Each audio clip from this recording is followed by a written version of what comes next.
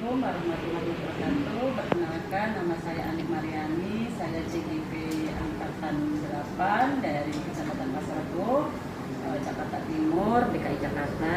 Hari ini saya ditemani dengan Bu Hikmah, guru agama kelas 12. Ya, Bu Hikmah. Jadi Bu Hikmah hari ini yang akan nanti saya observasi, tapi sebelum observasi itu ada yang namanya pra-observasi. Kenapa saya mengadakan pra-observasi? Tujuannya supaya nanti di saat Bu Hikmah pembelajaran lebih siap memberikan pembelajaran yang terbaik kepada peserta didik. Ya. Assalamualaikum Bu Hikmah. Waalaikumsalam warahmatullahi wabarakatuh. Bu Hikmah, hari ini kita bertemu, alhamdulillah dikasih kesehatan ya, kesehatan.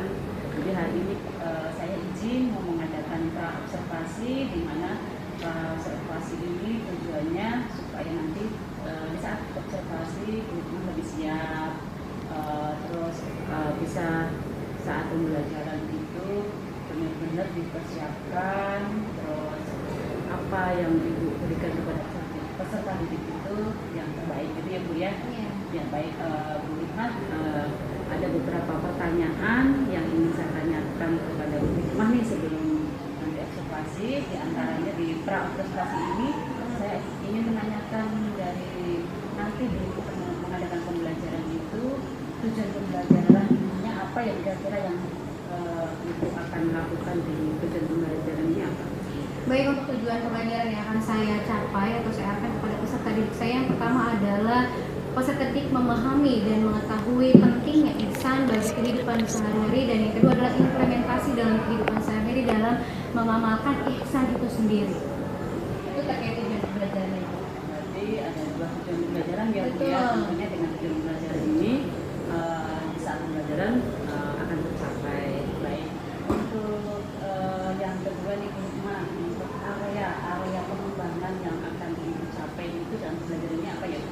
Baik, kalau untuk area pengembangan ada dua hal, yaitu dari sisi pengetahuan. Tadi bagaimana siswa peserta didik memahami terkait apa itu ihsan, dalil yang mendukung terkait perbuatan ihsan, dan yang kedua terkait keterampilan, bagaimana mereka berinteraksi terhadap sesama manusia atau disebut dengan hablum minannas untuk berlaku ihsan yang baik ini, karena ihsan tingkatan tertinggi dalam keimanan seorang muslim. Itu yang akan saya wujudkan di kelas saya besok. Baik. Tentunya dalam pembelajaran itu kan Ibu mempunyai rencana ya yang akan diterapkan, atau strategi atau metode pembelajaran yang Ibu akan terapkan itu seperti apa? Metode pembelajaran yang akan saya coba di hari Kamis besok adalah metode pembelajaran berdiferensiasi. Bagaimana bisa merangkul siswa yang memiliki kemampuan gaya belajar visual, auditori, ataupun kinestetik. Mungkin kalau misalnya visual dengan menampilkan gambar, menampilkan PowerPoint, atau dengan metode ceramah bagi auditori, dan kinestetik bagi anak-anak yang memiliki gaya belajar yang melakukan itu dengan kerja kelompok itu sendiri. Tentunya kan dalam melakukan pembelajaran itu kan tentunya kan perlu ada tes yang ya Bu, supaya bisa mengelompokkan anak yang mana pembelajaran secara visual, mana yang agak visual, mana yang kinestetik ya Bu ya. Betul. Dan perlu ditambahkan lagi untuk pembelajaran sosial emosional ya Bu. Dan PBL, program Presiden Mendeling, supaya anak bisa memecahkan masalah dalam metode ceramah atau Baik, siap. ini ditambahkan itu ya Bu. Siap. Baik, terima kasih. Untuk yang keempat nih Bu Hikmah, media pembelajaran yang dipakai dengan kelas itu seperti apa ya? Media pembelajaran yang saya pergunakan adanya satu menggunakan PowerPoint ataupun Canva. Kemudian yang kedua interaksi yang komunikasi yang interaktif. Kemudian yang ketiga adalah metode ceramah yang akan disampaikan oleh saya, yang akhirnya nanti teman-teman peserta didik juga mencoba menyampaikan hasil belajar kelompoknya. Itu yang ingin saya pergunakan nanti di kampus. Mudah-mudahan berjalan lancar ya Bu Hikmah ya. Amin. Terus pelaksanaannya kira-kira waktu di saat Bu Hikmah mengajar itu kira-kira kapan? Insya Allah di hari Kamis, nanti di kelas 12 MIPA 7 di jam pelajaran ke-3 sampai dengan jam ke-6. Baik, nanti di hari Kamis di jam ke-3 sampai jam ke-6 saya akan hadir di kelas itu. wabarakatuh. Baik. Saya akan melakukan observasi ya Bu ya. Ya, siap Bu. Baik, terima kasih Bu Hikmah. Dari percakapan yang tadi kita lakukan, apa yang Bu Hikmah dapat ambil dari percakapan yang dari awal sampai tadi akhir? Yang saya ambil yang pertama adalah persiapan untuk saya masuk kelas. Ketika saya berada di depan peserta didik, saya sudah mampu memiliki bahan ajar yang baik, yang mumpuni, sehingga ketika saya menyampaikan dengan karakter siswa yang berbeda-beda, saya mampu merangkul mereka semua. Kemudian yang kedua terkait mental yang harus saya siapkan, karena berbeda gaya belajar bisa jadi bikin kita akhirnya tidak mood belajar, tidak mood mengajar. Ini yang harus dipersiapkan juga ketika harus masuk ke dalam kelas, sehingga saya siap dengan kondisi apapun berada di dalam kelas. Itu secara emosional Iya. paham ya anak-anak seperti apa, dengan anak-anak bisa memecahkan masalah yang tersendiri gitu ya Bu Hikmah. Betul. Baik, terima kasih Bu Hikmah atas jawabannya. Terima kasih banyak. Mudah-mudahan nanti di saat observasi berjalan lancar. Amin. Dan pembelajarannya akan tercapai secara maksimal dan memberikan pembelajaran yang terbaik kepada peserta didik kita. Ya. Baik, terima kasih Bu Hikmah. Terima kasih banyak. Wassalamualaikum warahmatullahi wabarakatuh. Waalaikumsalam warahmatullahi wabarakatuh. Bismillahirrahmanirrahim. Assalamualaikum warahmatullahi wabarakatuh. Baik, kita awali pembelajaran agama Islam dengan sama-sama membaca basmalah. Oke,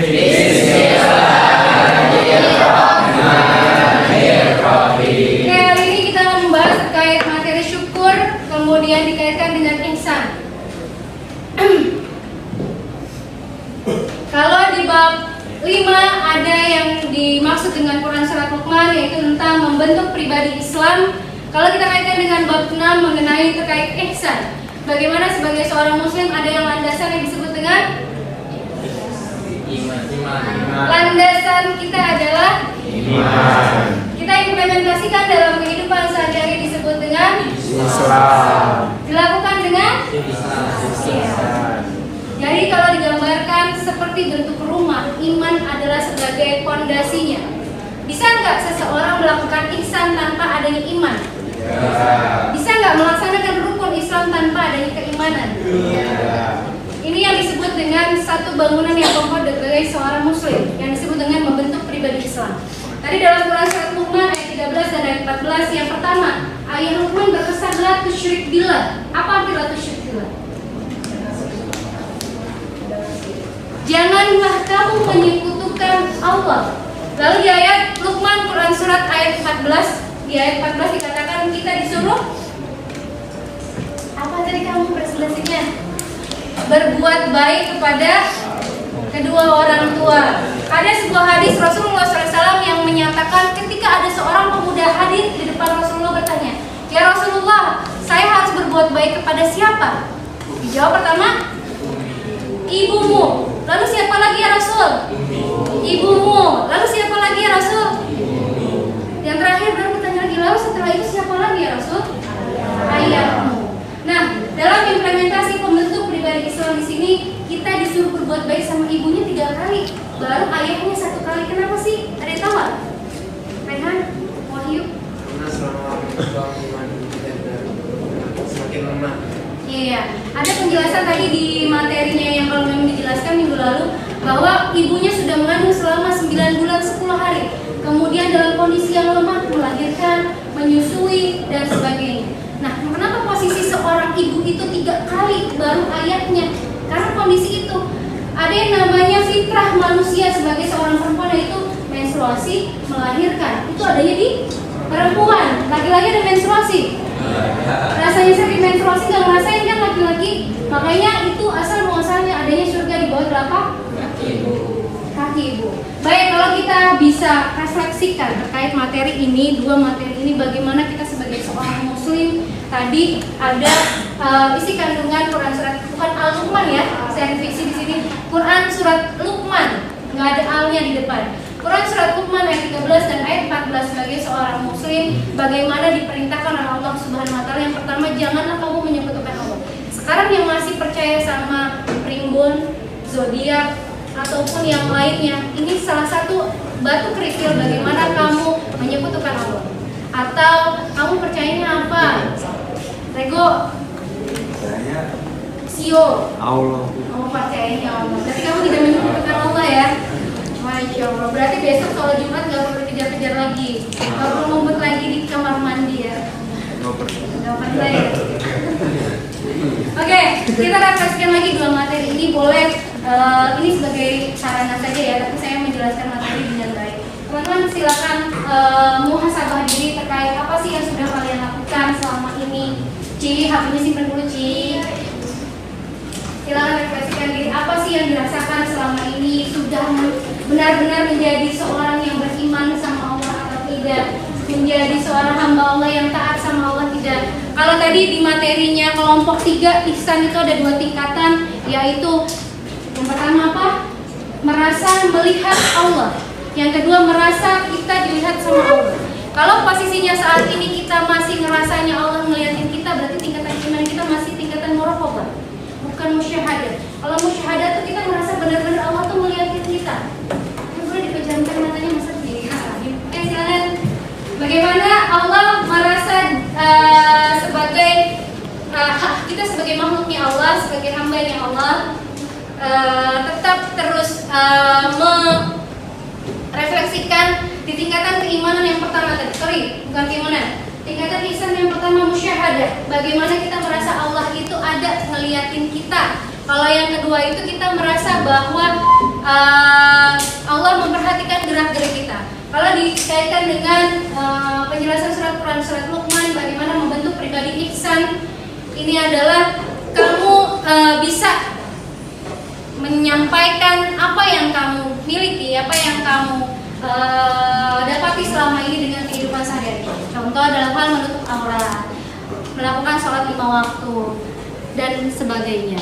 Ini menjadi refleksi sendiri buat kita pribadi yang memang dalam kehidupan sehari-hari bisa kita implementasikan. Udah kali ya? Cukup ya? Assalamualaikum warahmatullahi wabarakatuh. Waalaikumsalam warahmatullahi wabarakatuh. Kami dari kelompok 3 akan mempresentasikan hasil diskusi kami mengenai bab 6 atau meraih kasih Allah Subhanahu wa taala dengan ihsan. Dengan nama anggotanya. Yang pertama ada Muhammad Taula, ada Nazwa Laudia, ada Pratiwi Indi, kemudian ada Raihan ada Rehan Wahyu, dan juga ada Saila Salsabila. Dan dilanjutkan dengan ada Safika Nashwa, Sawabai Nanor, kemudian juga ada Suci Chelsea Putri, Tisha Putriandini, Wahidat Putri, dan juga Wawan Wicaksono.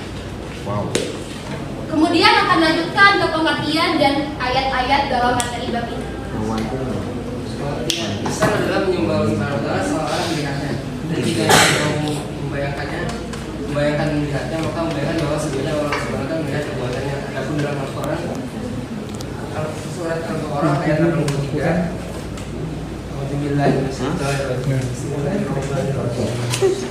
Wa in akhadna mitsaqa bani Israil la ta'buduna illa Allah bil walidayni ihsana wa dhil qurba wal yatama wal masakin wa qulu lin nasi husnan wa aqimus salata wa atuz zakata thumma tawallaytum illa qalilan minkum wa antum muridun. Artinya, dan ingatlah ketika kami mengambil janji dari Bani Israel, janganlah kamu menyembah selain Allah dan berbuat baiklah kepada kedua orang tua, kerabat, anak-anak yatim dan orang-orang miskin, dan bertutur katalah yang baik kepada manusia. Laksanakan sholat dan tunaikanlah zakat. Tetapi kemudian kamu berbalik atau mengingkari kecuali sebagian kecil dari kamu, dan kamu masih memiliki kebanggaan.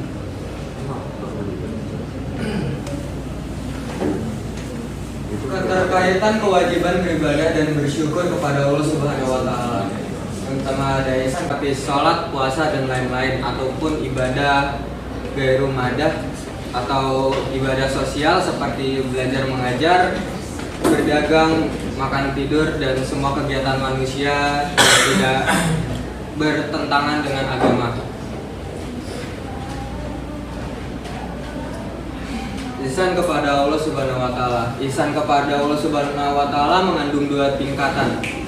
Yang pertama, beribadah kepada Allah Subhanahu wa taala seakan-akan melihatnya. Keadaan ini merupakan tingkatan ihsan yang paling tinggi. Karena berangkat dari sikap membutuhkan harapan dan kerinduan. 2. Beribadah dengan penuh keyakinan bahwa Allah Subhanahu wa Ta'ala.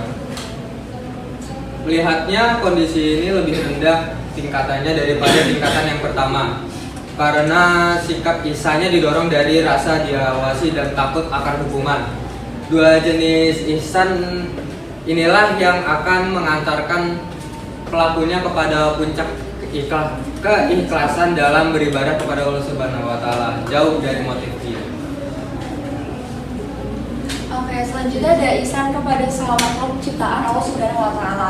A. Ihsan kepada kedua orang tua. Allah Subhanahu wa Ta'ala berfirman, "Dan Tuhanmu telah memerintahkan supaya kamu tidak menyembah selain Dia, dan hendaklah kamu berbuat baik kepada ibu dan bapakmu dengan sebaik-baiknya.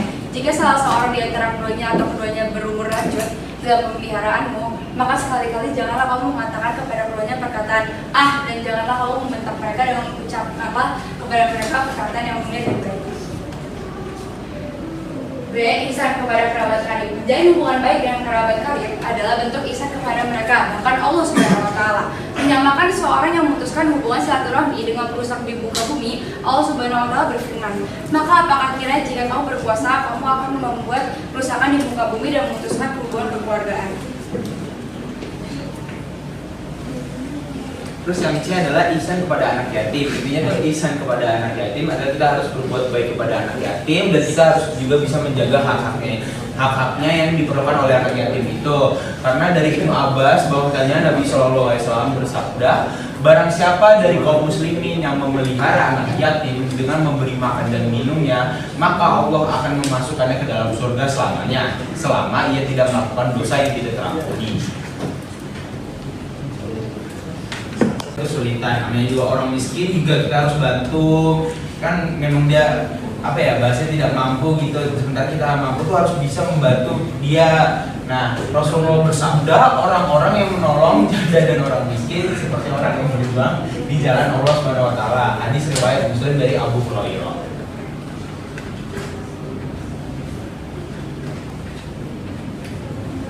Selanjutnya ini ada ihsan kepada tetangga dekat. Ihsan kepada tetangga dekat ini meliputi tetangga dekat dari kerabat atau tetangga yang berada di dekat rumah, serta tetangga jauh, baik jauh karena nasab maupun yang berada jauh dari rumah.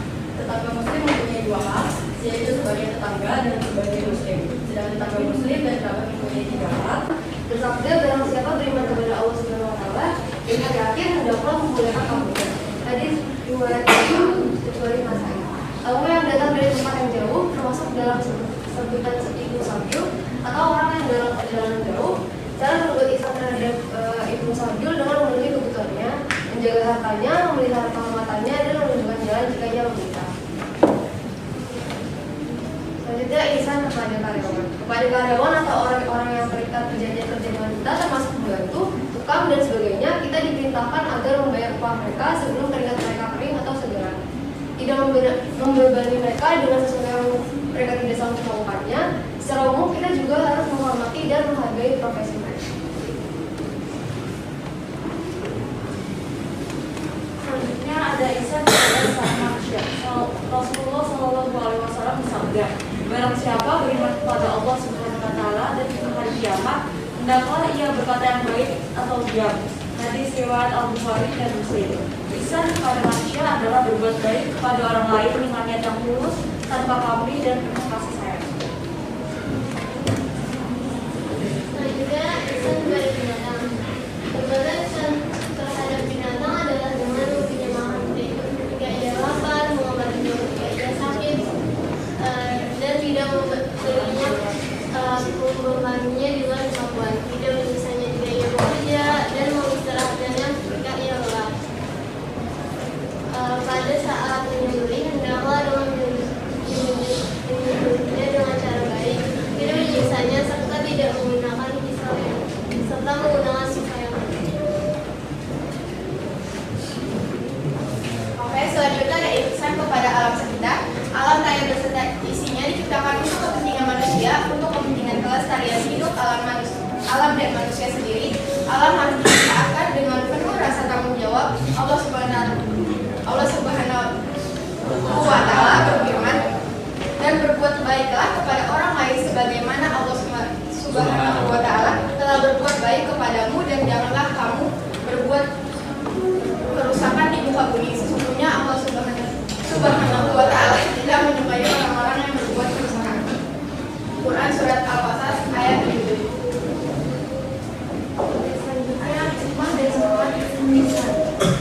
sebagai pendorong ihsan terhadap Allah Subhanahu wa taala ialah mendorong manusia dalam menghargai hidupnya. Juga beribadah dan beramal saleh. Kita sebagai penolak ihsan terhadap Allah Subhanahu wa taala yakni berkembangnya kemampuan serta apapun yang dimiliki manusia di dalam dirinya dalam kehidupan sehari-hari. Kemudian yang terakhir adalah hikmah dan manfaat ihsan. Yang pertama sebagai pengendalian, ini mampu mengendalikan etikat atau perilaku buruk kita sehingga kita tidak melakukan hal-hal yang melanggar Islam. Kemudian sebagai penyesuaian atas rahmat yang diberikan oleh Allah, manusia wajib untuk menyadari dirinya sebagai makhluk yang tidak berdaya di hadapan Allah Subhanahu wa taala dan lebih rendah dibandingkan Allah dan juga pencipta lainnya. Dan juga sekian dari presentasi.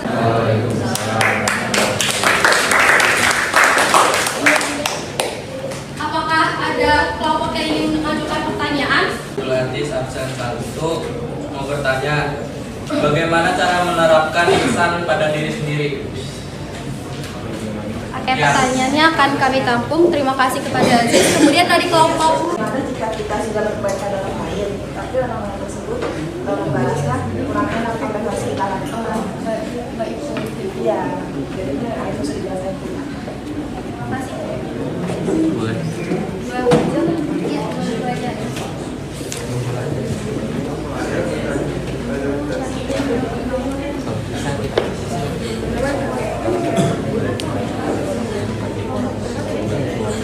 Aziz kelompok 1, Naila 2.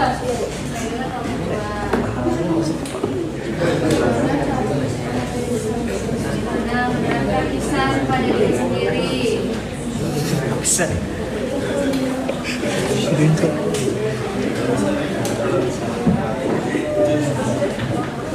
Sudah ketemu kelompok 3 nomor 1 pertanyaannya Aziz.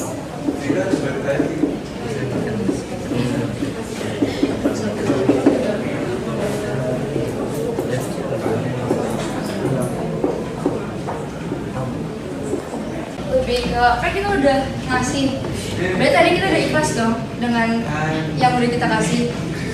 Terus seharusnya tuh kita nggak berharap kalau misalkan orang yang udah kita kasih itu yang mereka beri bakal seimbang sama kayak kita kasih ke dia, tidak? Terus izin menambahkan, yang penting tuh kita niatnya udah bagus gitu loh. Jadi kayak diri kita sendiri juga jangan mengharapkan imbalan juga dari orang lain. Intinya tuh niatnya aja. Berarti kita nggak boleh berharap atau Berhak sih, berhak. Tapi kita nggak perlu naruh ekspektasi buat nih yang kita kasih tuh feedbacknya sama. Makasih Pak. Saya jawab. Sudah puas? Sudah. Sekian jawaban dan presentasi dari kelompok kami. Apakah ada yang ingin bertanya lagi? Oke, terima kasih atas perhatian dan juga kalian telah memperhatikan dari presentasi kami. Wassalamualaikum warahmatullahi wabarakatuh. Assalamualaikum warahmatullahi wabarakatuh. Kami dari kelompok 2 hari ini akan mempresentasikan tentang materi menyembah Allah Subhanahu wa taala sebagai ungkapan rasa syukur. Sebelum itu kami ingin memperkenalkan diri terlebih dahulu. Saya Muhammad Regodi Ramli Putra.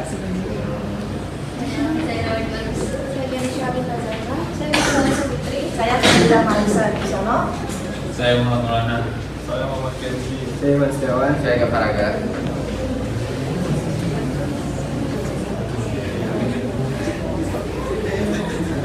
Marsha.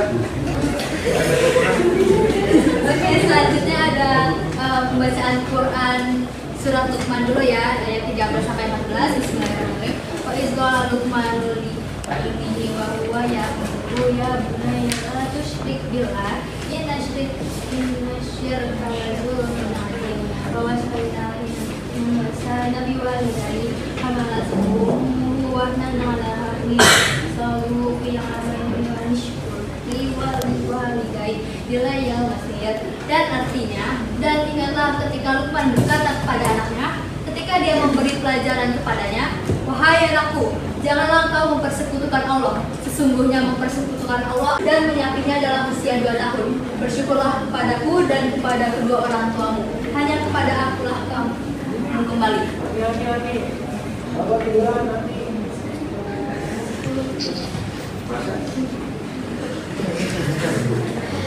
Di sini masuk penjelasan surah dari Al-Luqman. Jadi surah Al-Luqman ini adalah surah yang turun sebelum Nabi Muhammad SAW berhijrah ke Madinah.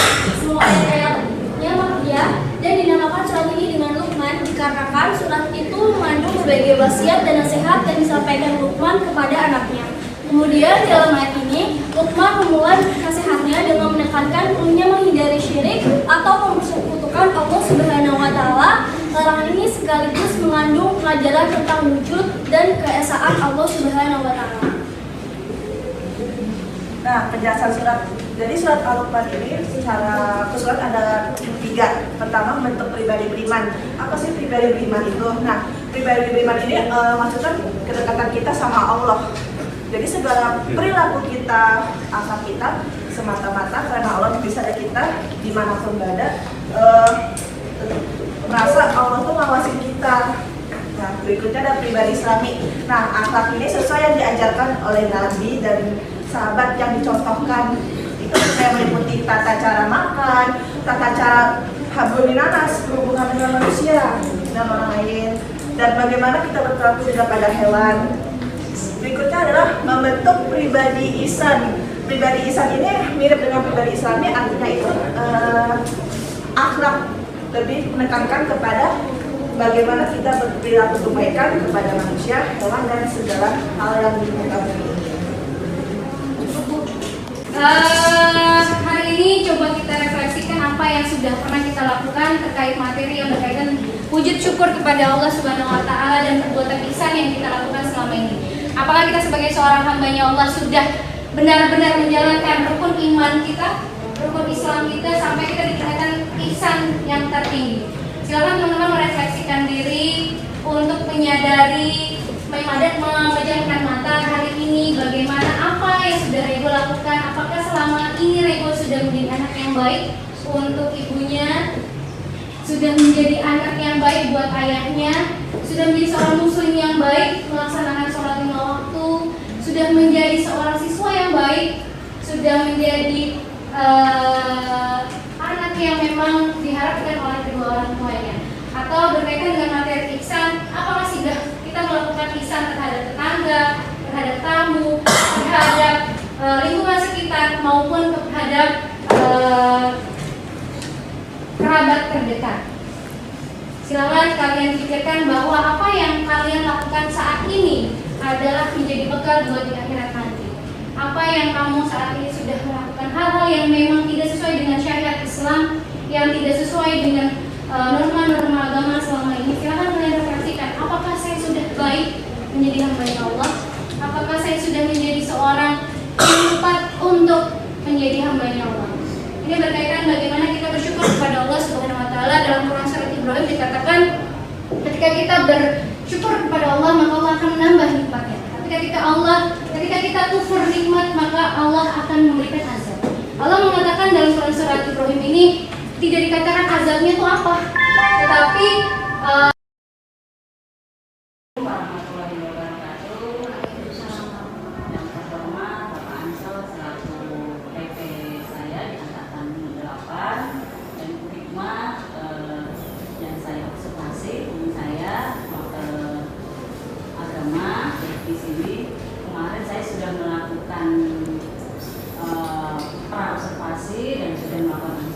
sekarang saya akan melakukan pasca observasi.